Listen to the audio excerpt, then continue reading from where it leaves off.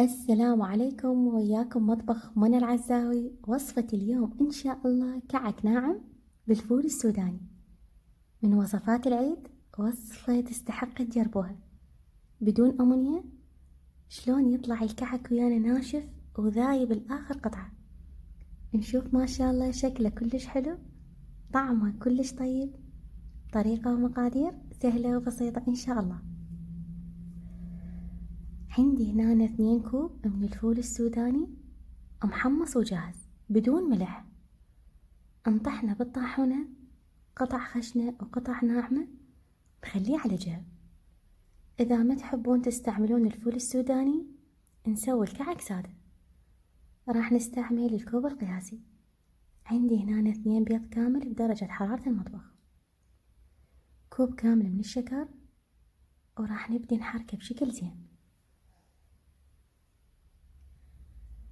راح أضيف هنا كمية قليلة من نكهة الكراميل، 100 غرام من الزبد الحيواني يكون طري ولين ويانا،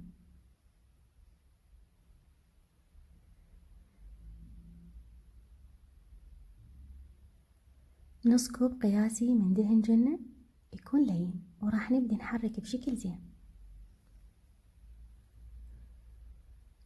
رشة صغيرة من الهيل، كوب كامل من الطحين منخول وجاهز،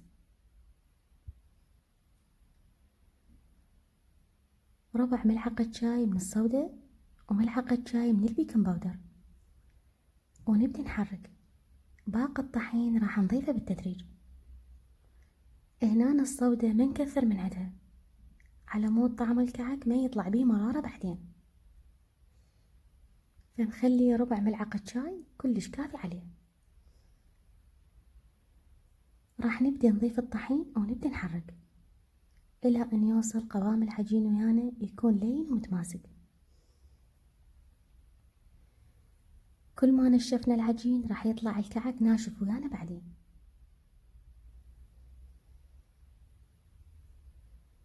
مباشرة راح نبدي بالتشكيل. عندي هنا بياض بيض ونبدي نحركه شوية. راح نبدي ناخذ قطع من العجين ونكورها باليد، نخلي حجمها يكون وسط لأن هي بالفرن راح يتضاعف الحجم مالتها. نخليها ببياض البيض، نصفيها ونخليها بالفول السوداني، نضغط عليها شوية ونسوي بيها مكان بإصبع الإيد هذا للحشو. بعدين نخليها بصينية الفرن تكون مدهونة خفيف. بهاي الطريقة كل الكمية. هنا ملاحظة مهمة، الفرن نفتح الفوق والجو سوا، نخلي الحرارة على 100. كل ما كانت حرارة الفرن هادئة على مود نعطي مجال داخل الكعك ينشف ويانا وما يبقى بأي بقايا للعجين. راح تاخذ وياي 10 دقائق. راح تنشف من الداخل قبل ما تبدي تاخذ لون من برا.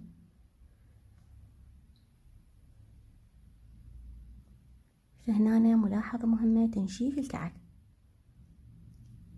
نطلعها من الفرن نخليها تبرد بشكل كامل.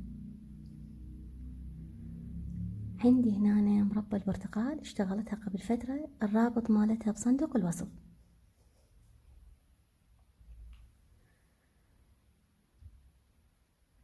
راح أضيف عليها رشة صغيرة من اللون الوردي ونحركها بشكل زين. نخليها بكيس وراح نبدي نزين الكعك بها. صار ويانا جاهز ونقدمه بألف صحة وعافية. أتمنى تدعمون القناة بلايك واشتراك وتفعلون الجرس على مود يوصلكم إشعار بكل فيديو ينزل جديد.